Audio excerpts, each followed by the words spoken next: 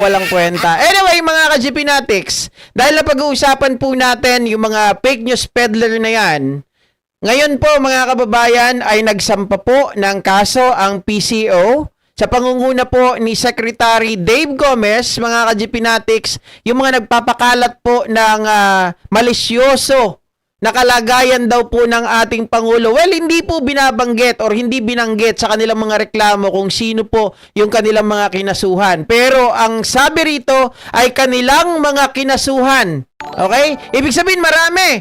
Mga ka-GP Natics, yung mga nagpapakalat po ng mga fake news na yan ay kanila pong mga kinasuhan.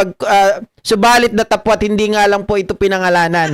Hi, Tita Carclea. Thank you so much. 20 months member ng Pogi naman ang pamangking ko. Wow, sana all. Tita, long time no see.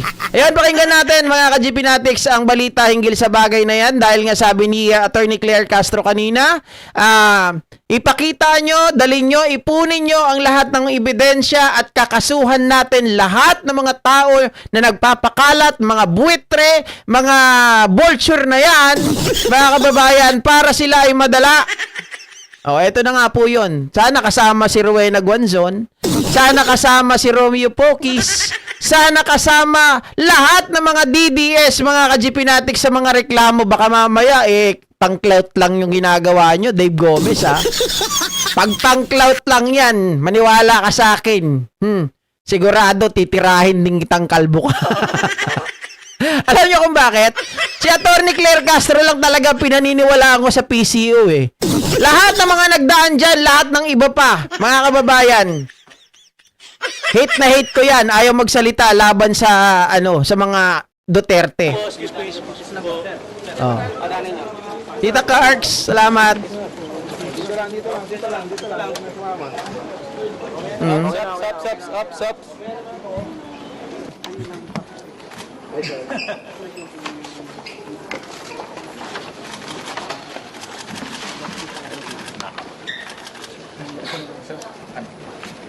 Saan lang po yung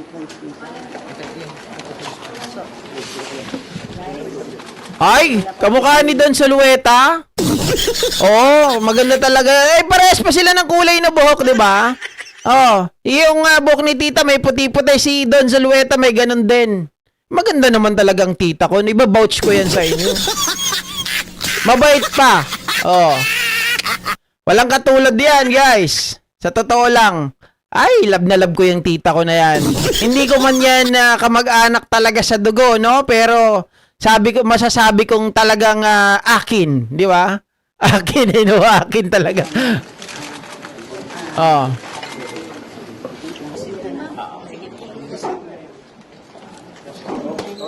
Ayaw pangalanan, nagtataka ako dito. Oh. Bakit takot silang pangalanan kung sino yun? Para mapaghandaan, di ba, mga ka-GP Natics? Kasi pag ganyan, mga tahimik lang kayo. Dapat pangalanan nyo kung sino yung mga kinasuhan. Oo.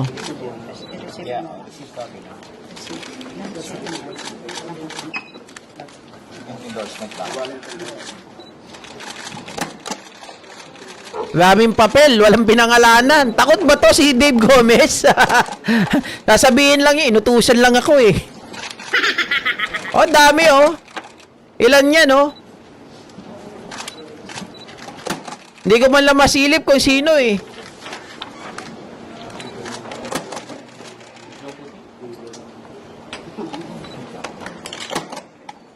Kahit hanapin nyo sa Facebook, di nyo makikita. Di ba, Naomi Shin? Hindi nyo makikita kung sino yung mga kinasuhan, guys.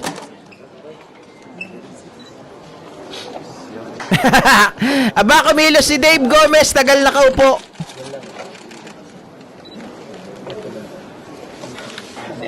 Oh. Yan yung report.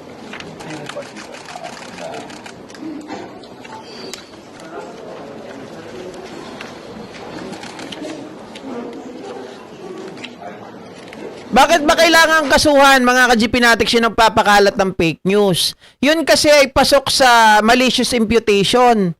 'Di ba? At tawag dito, magkakaroon dito parang iaalarma nila yung mga tao, tatakutin nila dahil sa kalagayan nga ng pangulo natin, mga ka-GPnatics.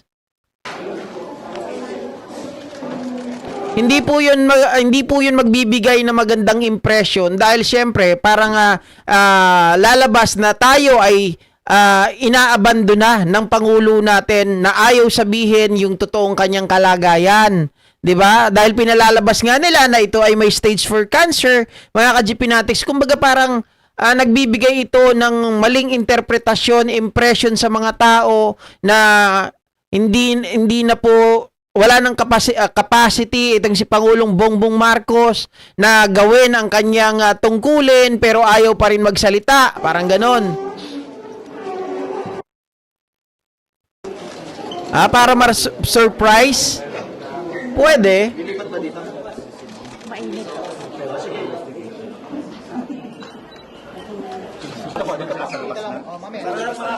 Ulitin na sa labas.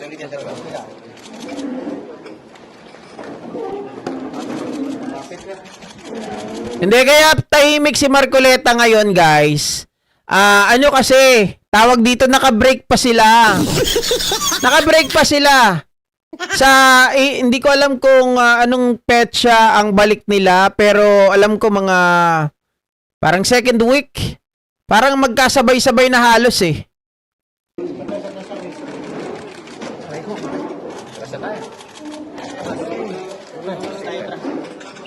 Hindi sinabi yung pangalan para hindi makapagtago. Pasensya na kayo, iba lang talaga yung tingin ko kay Dave Gomez, no? Hindi ko kasi sila makita, mga kababayan, yung tapang nila. Hindi ko talaga makita, promise. Ang nakikitaan ko lang na merong talagang mas matindi pa nga eh. Mas sabihin ko sa inyo, babae si Attorney Claire pero mas may balls sa mga ito eh.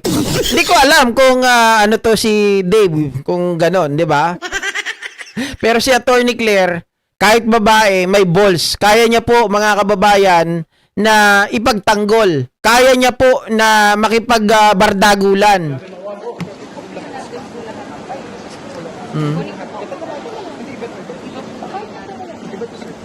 Wala eh. Nandun lahat yung kope. Okay, tanyo, nandun lahat yung kopya. Diyos ko po. Spread fake news over the internet to advance their personal and political interests.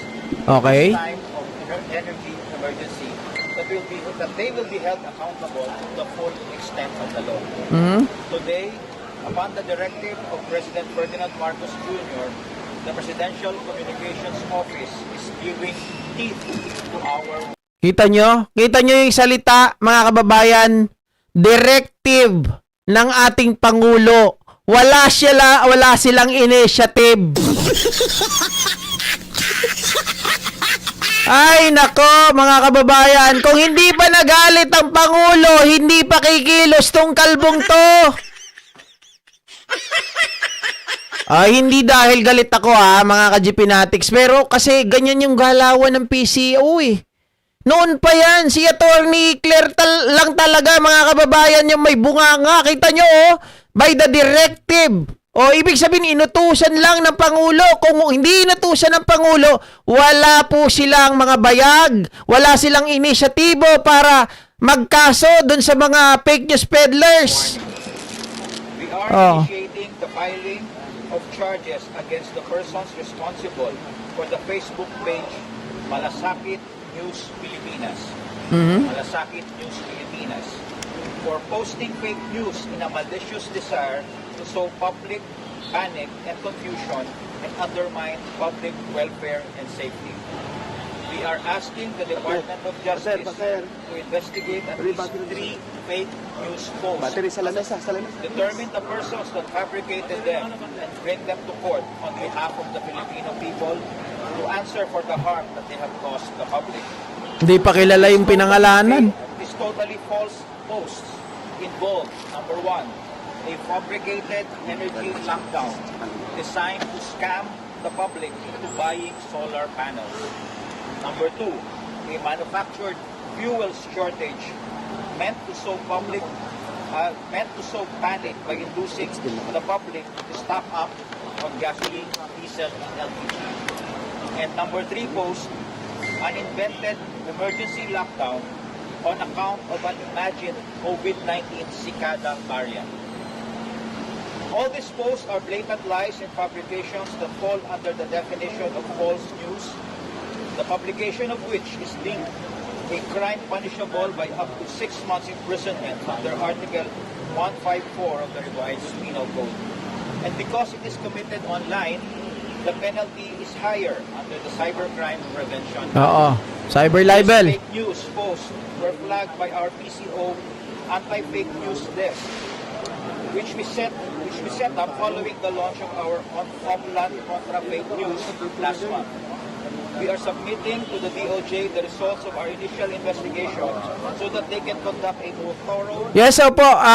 Boss ni Attorney Claire C. Gomez. Pero mas may ang tingin ko Sir Tony, mas may power itong si si Attorney Claire Castro. Bakit kanyo?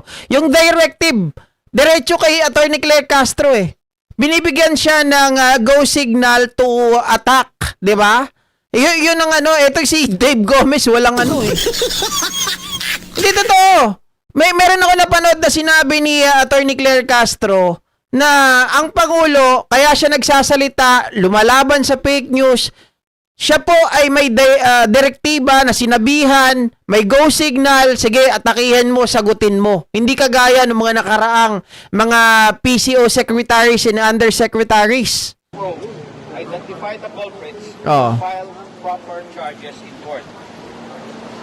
Again, we remind users of social media platforms that the government will exercise zero tolerance to those who maliciously and deliberately spread utter falsehoods and fabricated contents.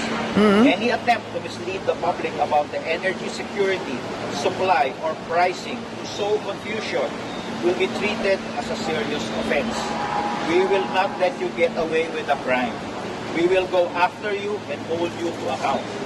Di ba, Rayan? Oh, kita nyo? Monitoring of social media and information ecosystems to detect and counter deliberate disinformation campaigns. Our ultimate obligation is to safeguard the stability of energy supply, protect consumers, and uphold the public's right to true and accurate information. Maraming salamat. Ay, nako, dismayado ako doon. Bakit? Ang pinag-uusapan lang dito, fake news tungkol sa mga kababayan sa langis. 'Di ba? Tapos yung pagpapakalat po na magkakaroon daw ng lockdown. Oh, yun lang yung sinasabi dito ni Bokal. Hindi man, kala ko naman mga kababayan, fake news sa pagpapakalat ng kalusugan, kalagayan ni Pangulong Bongbong Marcos. Bakit ganun?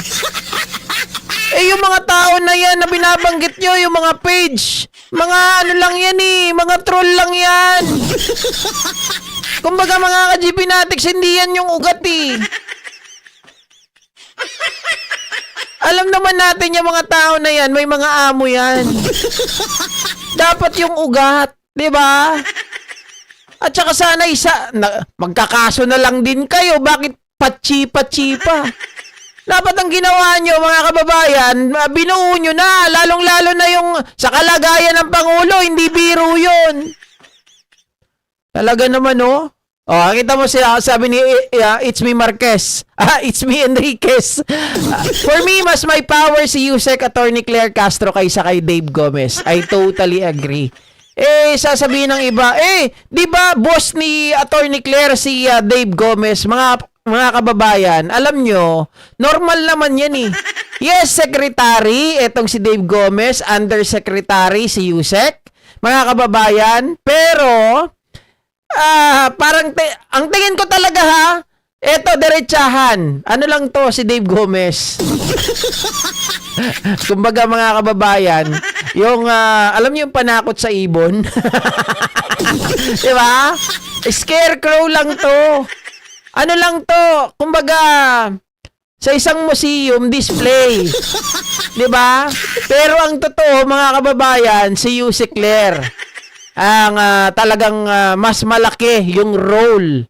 Oh. Yes, we'll distribute copies. Salamat. Thank you. Hindi, actually, DDS talaga to Halos lahat naman ang nasa PCO dati, DDS eh. Lahat doon.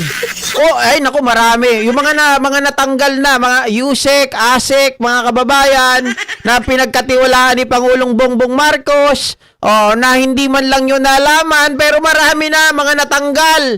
Hindi lang yung mga sila Gerapil, hindi lang yan sila mga Trixie Angeles. Angeles, hindi pa yan. Marami pang mga Yusek, Asek na mga natanggal. Yan ang totoo, hindi nyo lang yan nalaman. Pero yung mga yon, mga traidor. Oh, walang saysay, buwiset. Kainis. Actually, alam ko naman na, 'di ba, kanina pa lang. Kaya lang, hindi ko pwedeng sabihin kaagad eh. Hindi ko pwedeng banggitin kaagad sa inyo para sabay-sabay tayong maasar. 'Di ba? O tama, front lang, Ma'am Corazon Taiko. Yan ang role ni Kalbo. It's like Atty. Castro is the outsider and Mendoza is the insider. Mendoza or Gomez? Lahat yata ng Kalbo, DDS. Walang kwenta. Hindi, totoo, Ma'am Irene Santiago. Alam nyo ba yung mga Yusek, Asek dati? Sila yung nagre-report talaga kay Maharlika. Kaya sinasabi ni Maharlika na meron siya mga puting ahas. Totoo yun. Sila mismo ang nagre-report kay Maharlika. Magandang hapon mga kapamilya, dumating dito sa Department of Kaya lang, Justice, si Presidential yung iba, mga ka-GPnatics, ang ginagawa, masyado lang exaggerated din si Maharlika. Pero marami talaga siyang nakukuhang balita galing sa loob. Na pinagtatanggal. Yeah, pinagtatanggal yon ni First Lady at ni Pangulong Bongbong. Communications Office Secretary Dave Gomez para mag-file ng mga reklamo laban sa mga nagkakalat ng peking balita sa energy situation ng ating bansa. Kakainis. Energy situation lang pala. Akala naman ng lahat, mga kababayan, pag sinabing nagpapakalat ng fake news, dapat lahat. Bakit nakatutok lang kayo doon? Ito mga nagpapakalat ng fake news about sa energy, about doon sa mga langis. Mga kababayan, mga maano lang yan, mga mabababang tao, maliliit na tao lang yan. Ang gusto kong punteryahin nyo, yung mga tao kagaya ni Pokis, kagaya ng mga DDS dyan na si Guanzon, yung mga yan. Bakit takot na takot kayo?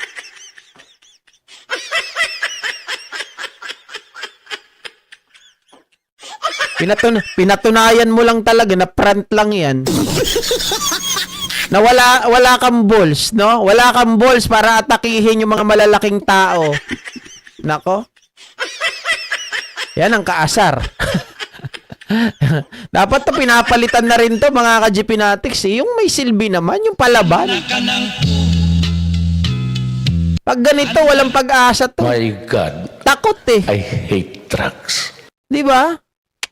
Ay, nako. Anyway, mga ka-GPnatics, maraming sabi ni Ma'am Emily Basog, prank lang pala, pamidya pa si Gomez.